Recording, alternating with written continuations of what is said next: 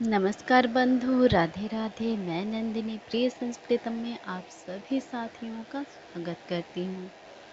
तो हम जैसा कि प्रश्नोत्तरी श्रृंखला देख रहे हैं और अब तक हमने जो है कि वैदिक साहित्य की प्रश्नोत्तरी और आपके जो है यूजीसी नेट री एग्ज़ाम की विस्तृत प्रश्न देख ली है। प्रश्नोत्तरी हम सिर्फ ऐसे नहीं देख रहे हैं कि हाँ प्रश्न देख लिए उसका उत्तर बता दिए फिर चल दिए, नहीं, बाकायदा चारों विकल्प का हम विस्तृत विश्लेषण करते हुए प्रश्नोत्तरी देख रहे हैं। तो इसी श्रृंखला में अब हम हमारी वैदिक साहित्य की प्रश्नोत्तरी तो हो चुकी है, तो अब हम दर्शन साहित्य की प्रश्नोत्तरी लेकर आए हैं और दर्शन में भी सांख्य कारिका की प्रश्नोत्तरी हम लेकर आए हैं। तो हम शुरू करते हैं। यह दर्शन साहित्य में हमारी पहली प्रश्नोत्तरी पहली कक्षा है। तो हम शुरू करते हैं। पहला प्रश्न क्या कहा गया है?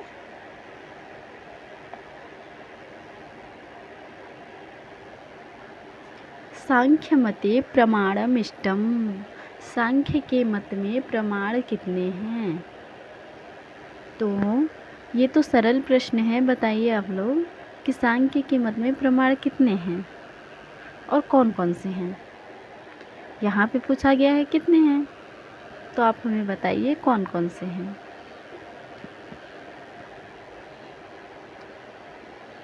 तो सांख्य मत में प्रमाण आपके 3 हैं। कौन कौन से हैं, आइए सांख्य कारिका में देखते हैं इसके विषय में क्या तथ्य दिए गए हैं। तो सांख्य दर्शन में कहा गया है कि सांख्य दर्शन में 3 प्रमेय हैं, व्यक्त, अव्यक्त और ज्ञ। ज्ञ को पुरुष भी कहते हैं। इन तीनों प्रमेयों को प्रमाणित सिद्ध करने के लिए हमें 3 प्रमाणों की भी आवश्यकता होती है। इसलिए 3 प्रमाणों की जो है 3 प्रमाणों का निरूपण किया गया है। चूँकि प्रमाणों के सामान्य लक्षण के बिना उनके विशेष लक्षण का कथन नहीं किया जा सकता, इसलिए सांख्य कारिकाकार ने सबसे पहले प्रमाण के जो है सामान्य लक्षण बताए हैं उन्होंने। तो उसके लिए एक कारिका देते हैं। दृष्टमनुमानम आप्तवचनम च सर्व प्रमाण सिद्धत्वात् त्रिविधम प्रमाणमिष्टम प्रमेय सिद्धि प्रमाणाधि। तो ये आपका सामान्य लक्षण हो गया प्रमाण का। इसके बाद आपके इसमें इन्होंने बताया है कि प्रमाण जो है आपकी प्रमेय की सिद्धि के लिए प्रमाण 3 प्रकार के हैं। कौन कौन से हैं? दृष्ट, अनुमान, आप्त। दृष्ट अर्थात प्रत्यक्ष प्रमाण, अनुमान अर्थात अनुमान को अनुमान प्रमाण कहते हैं, और आप्त अर्थात शब्द प्रमाण आपका हो जाएगा। आप्त को शब्द प्रमाण भी कहते हैं। और इसके बाद अब हम जो 3 प्रमाण हैं उनके विशिष्ट लक्षण को भी देख लेते हैं। विशिष्ट लक्षण में क्या कहा गया है?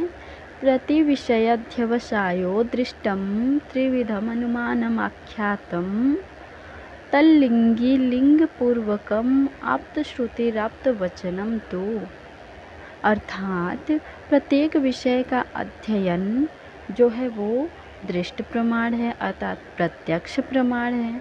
अनुमान 3 प्रकार का कहा जाता है। कौन कौन सा? अनुमान आपके 3 प्रकार के हैं। कौन कौन से हैं? तो 1 मिनट बताते हैं हम आपको अनुमान 3 कौन कौन से हैं। आपके 3 अनुमान हैं। सबसे पहले अनुमान के 2 प्रकार बताए गए हैं, वीता अनुमान और अवीता अनुमान। उसके बाद वीता अनुमान के भी 2 भेद हैं, पूर्ववत और सामान्यतो दृष्ट। और उसके बाद अवीता हमारे जो 2 प्रकार किए गए हैं, वीता अनुमान और अवीता अनुमान। तो वीता अनुमान के आपके 2 भेद हो गए हैं, पूर्ववत और सामान्यतो दृष्ट। और अवीता अनुमान के आपके सिर्फ एक ही भेद है, शेषवत। इस प्रकार आपके अनुमान प्रमाण के कुल 3 भेद हैं। कौन कौन से? पूर्ववत, सामान्यतो दृष्ट और शेषवत। अब हम आप्तवचन के विषय में देख लेते हैं। आप्तवचन जो होता है, जैसे हमारा कोई विश्वास पात्र पुरुष हो, जैसे कि ऐसे कोई हमेशा जो झूठ बोलता है, यदि वो कुछ कहेगा तो हम उसकी बातों का भरोसा नहीं करेंगे। लेकिन हमारे यहाँ जिस पर हम भरोसा करते रहेंगे, जो हमेशा सच बोलता रहेगा, हम ये चीज़ें जाके उससे बोलेंगे कि क्या ये बात सही है या गलत। यदि उसने कह दिया कि हाँ ये बात सत्य है, तो हम मान लेंगे, क्योंकि हम उस इंसान को आप्त पुरुष मानते हैं। तो यहाँ पर हमारा आप्त वचन क्या है, हमारे वेद के वचन हैं और शास्त्रों के वचन, इनको हम आप्त पुरुष के वचन मानते हैं। तो आप्त पुरुष अर्थात आप्त पुरुष की उक्ति ही शब्द प्रमाण है। शब्द प्रमाण को आगम प्रमाण या आप्त प्रमाण भी कहा जाता है। जो जिस रूप में है उसको उसी रूप में कहना आप्त वचन तथा उपदेश करने वाले को आप्त पुरुष कहते हैं। इतनी चीज़ें तो हो गई। अब हम अगले प्रश्न की ओर बढ़ते हैं। अगला प्रश्न आपका क्या है?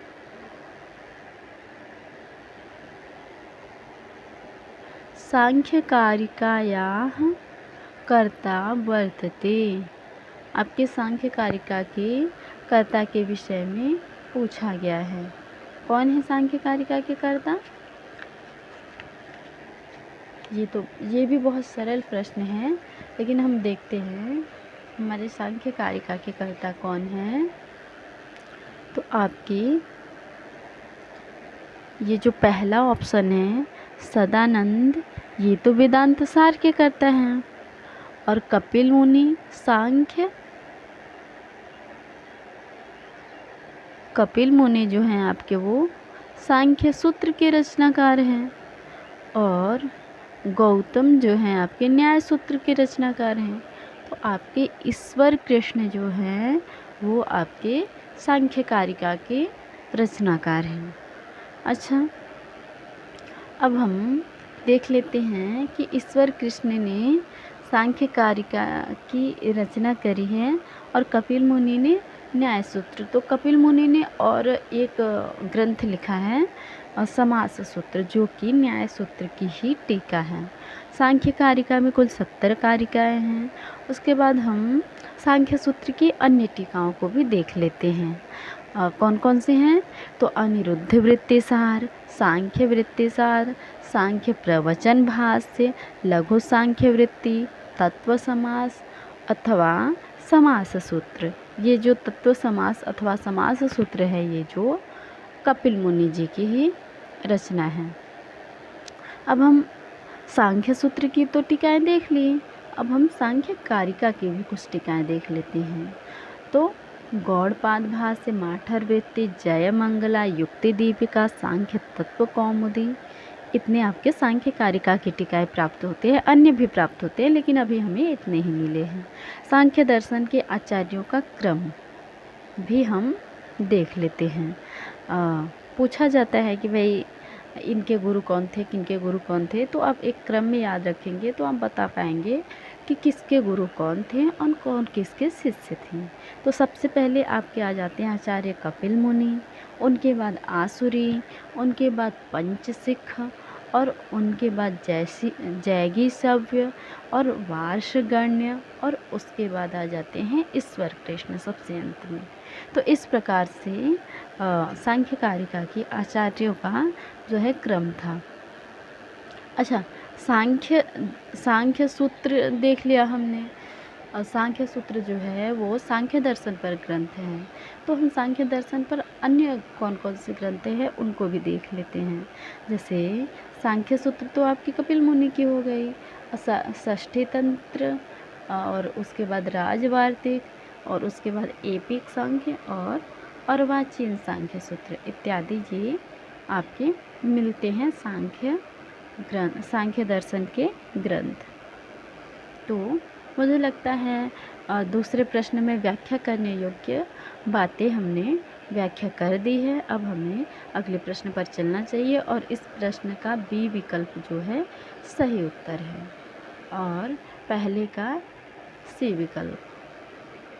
पहला प्रश्न आपका प्रमाण से संबंधित था, तो उसमें सी विकल्प। अब हम तीसरे प्रश्न की ओर आते हैं। तीसरे प्रश्न में कहा गया है महत् किम अस्ति। महत् आपका जो है वो क्या है? प्रकृति है, विकृति है, प्रकृति विकृति दोनों हैं, या केवल न प्रकृति न विकृति है? बताइए। ये जो है सांख्य कारिका में जो सृष्टि प्रक्रिया मतलब आपकी जो प्रकृति है उसमें सृष्टि प्रक्रिया का जो बात हुआ है वहाँ से ये प्रश्न पूछा गया है। तो पुरुष आपका जो है सांख्य में वो न प्रकृति न विकृति है। तो उस तरीके से डी विकल्प गलत। और बताते हैं हम आपको कि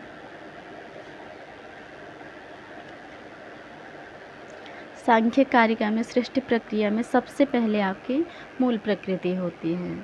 तो मूल प्रकृति होती है, उसके बाद हमारा महत् अथवा बुद्धि उत्पन्न होता है। तो महत् जो है वो किसी का कार्य हो गया, तो इसलिए वो विकृति हो गई। और महत् से अहंकार उत्पन्न होता है। अब ये महत् जो है वो किसी का कार्य होने के बाद किसी का कारण भी हो गया, तो इसलिए वो विकृति भी हो गई। प्रकृति और विकृति दोनों हो गई। तो इस तरीके से हमारा सी विकल्प जो है सही हो जाएगा। तीसरा वाला विकल्प जो है वो सही हो जाएगा। सबसे पहले हम बता देते हैं मूल प्रकृति होती है, उसके बाद महत् या बुद्धि की उत्पत्ति होती है। महत् या बुद्धि से आपके अहंकार उत्पन्न होते हैं। अहंकार से आपके पंच ज्ञानेंद्रियाँ, पंच कर्मेंद्रियाँ और उसके बाद मन ये उत्पन्न होते हैं। और पंच तन्मात्राएँ भी उत्पन्न होती हैं। जैसे एकादश ज्ञानेंद्रियाँ जो है वो अहंकार के सात्विक अंश से उत्पन्न होते हैं, और पंच तन्मात्रा जो है वो अहंकार के तामसिक अंश से उत्पन्न होते हैं। तो पंच ज्ञानेंद्रियों में आपके आ जाते हैं श्रोत, त्वक, चक्षु, रसना, घ्राण। और पंच कर्मेंद्रियों में आपके वाग, पाणी, पाद, पायु, पस्थ, ये सब आ जाएंगे। और पंच तन्मात्रा में आपका क्या क्या आ जाएगा? शब्द, स्पर्श, रूप, रस, गंध। अब पंच तन्मात्राओं से पुनः पंच महाभूतों की उत्पत्ति होती है। पंच महाभूत कौन कौन से हैं? आकाश, वायु, तेज, जल, पृथ्वी, ये आपके पंच महाभूत होते हैं। तो इस प्रकार से हमारा महत् जो है वो प्रकृति विकृति दोनों हैं। प्रकृति केवल प्रकृति है, मूल प्रकृति जो है आपकी वो केवल प्रकृति है। और केवल विकृति आपकी जो है वो पंच महाभूत हैं और एकादश ज्ञान इंद्रियां हैं, ये आपकी केवल विकृति हैं। और इसके बाद आपकी पुरुष जो है न प्रकृति न विकृति है, और प्रकृति विकृति दोनों आपके महत् हैं, अहंकार हैं और पंचतन मात्रा हैं, ये आपकी प्रकृति विकृति दोनों हैं साथ। तो अब हम अगले प्रश्न की ओर बढ़ते हैं।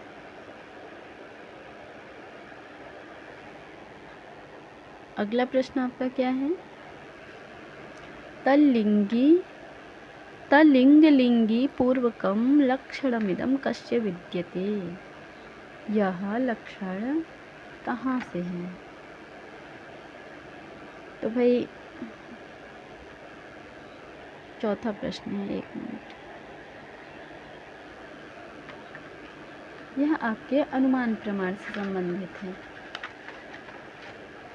अनुमान प्रमाण के विषय में कहा गया है,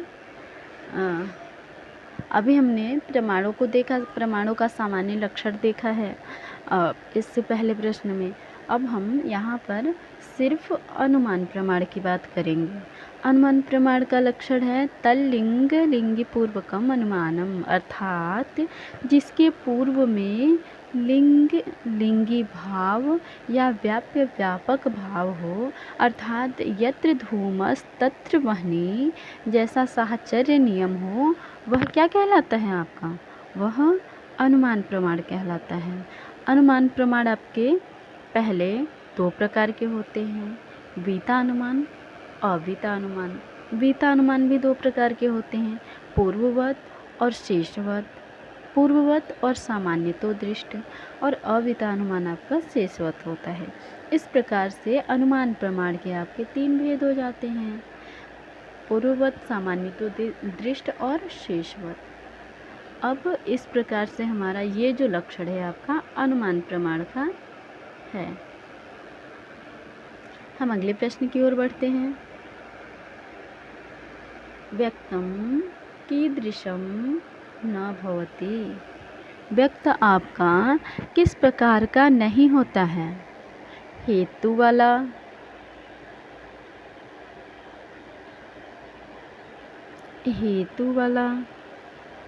अव्यापी, सावयव, अनाश्रित। तो आइए इनसे संबंधित कुछ तथ्यों को हम देखते हैं। इनसे संबंधित जो है हम कुछ तथ्यों को देखते हैं।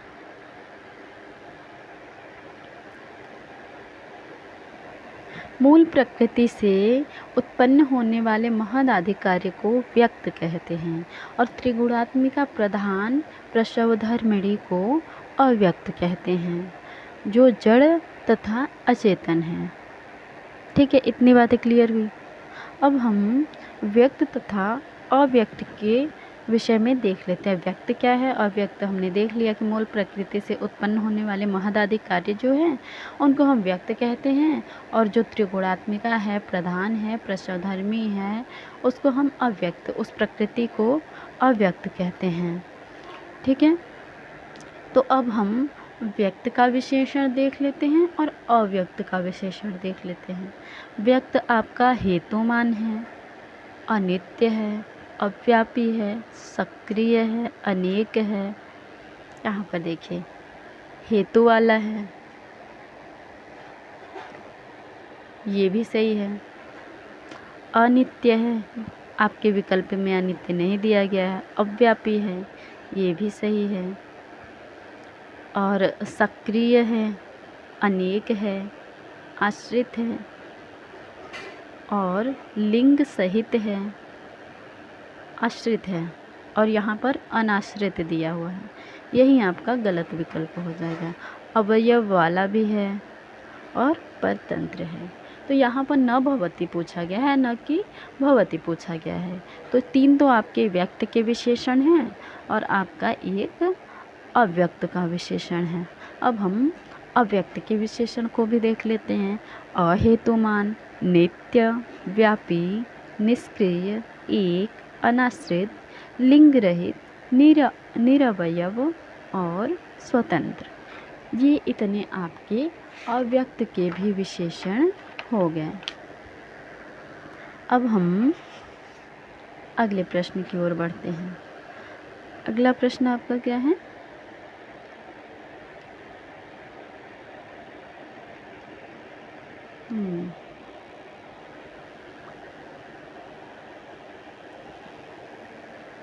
अगले प्रश्न में कहा गया है सांख्य दर्शनानुसारेण पुरुष स्वरूपेण संपत्ता उक्ति ही अस्ति। अब इसमें हम आपको सही विकल्प बता देते हैं। तद विपरीत तथा पुमान, ये तथा च पुमान, ये आपका सही विकल्प हो जाएगा। हम इसके थोड़े संबंधित विषय देख लेते हैं। यह कहाँ आया हुआ है इसकी चर्चा। तो सांख्य कारिका में जो है कि व्यक्त तथा अव्यक्त, अभी जो कि हमने पिछले प्रश्न में देखा है कि समानता तथा पुरुष की उन दोनों से विषमता को बताने के विषय में यह तथ्य जो है विवेचित किया गया है। कारिका आती है वहाँ पर कि त्रिगुणम अविवेकी। अच्छा हाँ, सांख्य कारिका में जो है जो आपको मिलती हैं पद्य, हम उनको कारिका कहेंगे, श्लोक नहीं कहेंगे, ठीक है, उनको कारिका कहते हैं। तो कैसी है वो कारिका? त्रिगुणम अविवेकी विषयः सामान्यं चेतनं प्रसवधर्मी व्यक्तं तथा प्रधानं तद तथा च पुमान्। ये यही कारिका यहाँ पर आपसे पूछी गई है अंत में। तो इसमें हम सबसे पहले व्यक्त और अव्यक्त में समानता देख लेते हैं, तथा फिर उसके बाद हम देखेंगे व्यक्त और अव्यक्त की समानता से जो है पुरुष की विषमता। तो व्यक्त और अव्यक्त दोनों जो हैं वो त्रिगुणात्मक होते हैं, अविवेकी होते हैं, विषयी होते हैं, सामान्य होते हैं, अचेतन होते हैं और प्रसवधर्मी होते हैं। और आपका पुरुष जो होता है इन सब के विपरीत होता है, तद विपरीत अर्थात इन सब के विपरीत होता है। अर्थात कैसा होता है? तो वो गुण से रहित होता है, विवेकी होता है, अविषयी होता है, असामान्य होता है, चेतन होता है और अप्रसव धर्मी भी होता है। तो इस तरीके से हमने जो है इस प्रश्न के जो है विकल्प नहीं कह सकते, उत्तर का विश्लेषण देख लिया। इस प्रश्न के उत्तर का हमने जो है विश्लेषण देख लिया। अब हम अगले प्रश्न की ओर बढ़ते हैं। अगला प्रश्न आपका क्या है? अहंकारस्य उत्पत्तिः कुत्र भवति? अहंकारस्य उत्पत्ति कुत्र भवति? अभी हमने देखा है पहले वाले प्रश्न में इससे संबंधित तथ्य, लेकिन हम देख लेते हैं यहाँ पर भी हम आपका देख लेते हैं। यहाँ पे पूछा जा रहा है कि अहंकार की उत्पत्ति कहाँ से हुई है। तो सबसे पहले आपकी प्रकृति होती है। सांख्य की सृष्टि प्रक्रिया में सबसे पहले आपकी प्रकृति होती है। प्रकृति से महत अथवा बुद्धि की उत्पत्ति होती है, उसके बाद उससे अहंकार की उत्पत्ति होती है। तो आपकी अहंकार की प्रकृति जो है वो महत हो जाएगी, हाँ, और महत की प्रकृति तो मूल प्रकृति है ही। अहंकार की प्रकृति महत है और अहंकार की विकृति जो है वो एकादश ज्ञानेंद्रियां और पंचतन मात्राएं हैं। ये आपकी अहंकार की प्रकृति है, विकृति हैं, और प्रकृति इनकी महत अथवा बुद्धि है।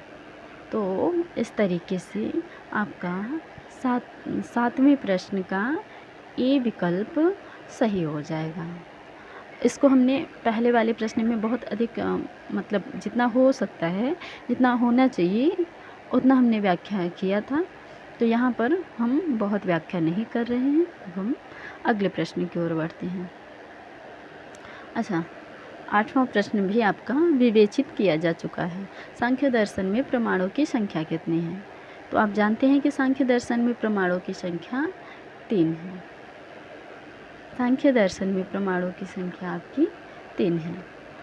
तो हम देखते हैं। अच्छा, 2 प्रमाण कहाँ पे माना गया है? 2 प्रमाण आपके वैशेषिक वाले मानते हैं। वैशेषिक दर्शन वाले आपके 2 प्रमाण मानते हैं। 4 प्रमाण आपके न्याय वाले मानते हैं और 6 प्रमाण आपके भाट्ट मीमांसक मानते हैं, मीमांसक मानते हैं।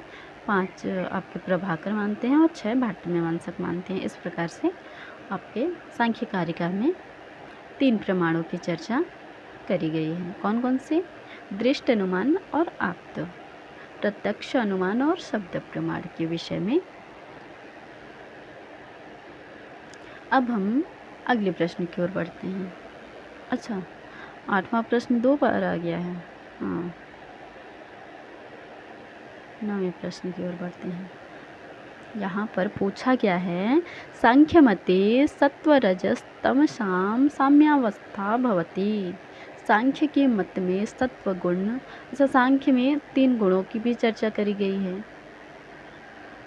आपके सांख्य में जो है वो 3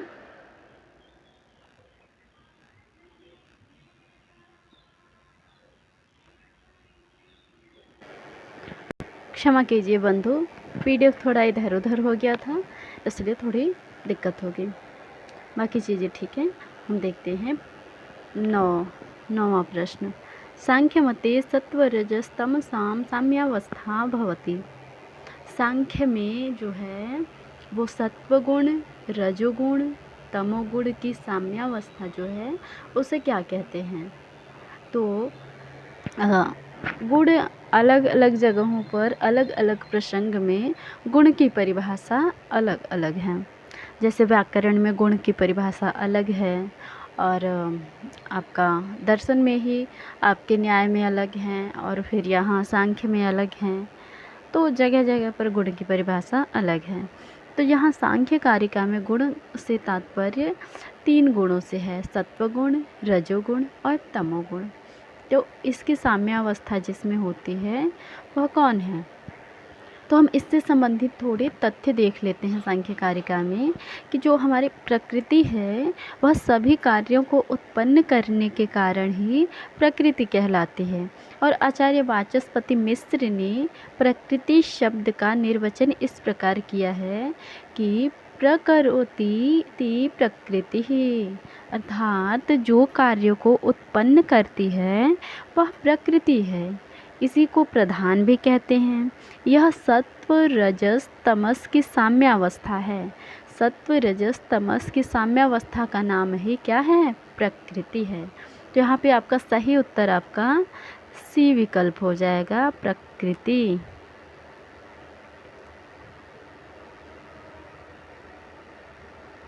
आपका सही उत्तर सी विकल्प हो जाएगा।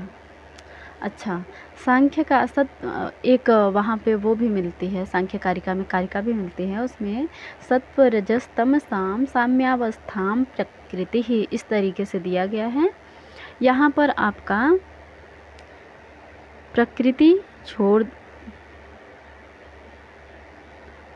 छोड़ दिया गया है, और यहाँ से यहाँ तक वो पंक्ति दी हुई है। तो ये प्रकृति है। और सांख्य कारिका में इसे अविकृति भी कहा गया है, जिसका तात्पर्य यह है कि प्रकृति अथवा कारण है, किसी भी विकृति अथवा कार्य नहीं है। अर्थात ये जो है प्रकृति है किसी की, लेकिन किसी की विकृति नहीं है, किसी का कार्य नहीं है, वो सिर्फ कारण है सबका। और जो है कि सभी का मूल होने के कारण इसे मूल प्रकृति भी कहते हैं। अब अगला प्रश्न आपका है, सांख्य मतानुसारम सत्वगुणः भवति। सांख्य मत के अनुसार सत्वगुण जो है होता है, कैसा होता है? सुखात्मक होता है, दुखात्मक होता है, अभावात्मक होता है, अथवा मोहात्मक होता है। तो ये तो आपके 3 गुण हैं, ये ए बी डी जो है तीनों गुणों के हैं विषय में कहे गए हैं। लेकिन अभावात्मक यहाँ पर न सत्वगुण के विषय में है, न रजोगुण, और न ही तमोगुण के विषय में। थोड़े से हम अभी इसके पहले वाले प्रश्न में सत्वगुण मतलब तीनों गुणों का साम्यावस्था प्रकृति होती है ऐसा देखे थे हम। अब हम उसमें से एक गुण सत्वगुण के विषय में यहाँ से पर हमसे पूछा गया है, तो हम तीनों गुणों के विषय में देख लेते हैं कि उनका स्वरूप क्या है, उनके कार्य अथवा प्रयोजन क्या हैं, और स्वभाव वगैरह हम देख लेते हैं। तो स्वरूप, सत्वगुण का स्वरूप जो है प्रीति अर्थात सुखात्मक है। तो आपका यहाँ पे सही विकल्प तो ए ही होगा।